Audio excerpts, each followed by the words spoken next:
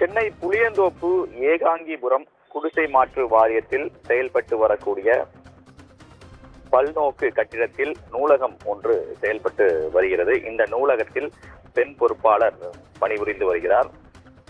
இந்த பெண் பொறுப்பாளர் பணிபுரிந்து வரக்கூடிய சூழ்நிலையில் குடிபோதையில் அடையாளம் தெரியாத ஒருவர் அந்த நூலகத்திற்குள் நுழைந்து ஆபாச செய்கையில் ஈடுபட்டதாக ஓட்டேரி காவல் நிலையத்தில் புகார் அளிக்கப்பட்டிருந்தது. இந்த புகார் தொடர்பாக போலீசார் வழக்கு பதிவு செய்து விசாரணை நடத்தினர். விசாரணையில் அந்த ஆபாச செய்கையில் ஈடுபட்ட நபர் சம்பத்குமார் என்பது தெரிய வந்தது. இவரை ஓட்டேரி போலீசார் கைது செய்து நீதிமன்ற காவலுக்கு உட்படுத்தி இருக்கிறார்கள். இந்த நிலையில்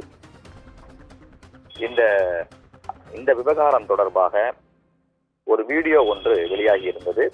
அந்த வீடியோவை பதிவு செய்து வெளியிட்டதாக அந்த நூலக பெண் பொறுப்பாளரை பணி நீக்கம் செய்து நிர்வாகம் என்பது உத்தரவிட்டிருப்பதாக தெரிய வந்திருக்கிறது.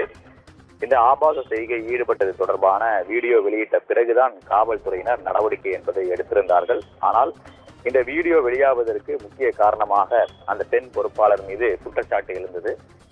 அதன் அடிப்படையில் நிர்வாகம் அவரை பணி நீக்கம் செய்து உத்தரவிட்டிருப்பதாக தெரிய வந்திருக்கிறது. அவர் ஒப்பந்த ஊழியராக பணியாற்றி வந்திருப்பதும் விசாரணையில் தெரிய வந்திருக்கிறது.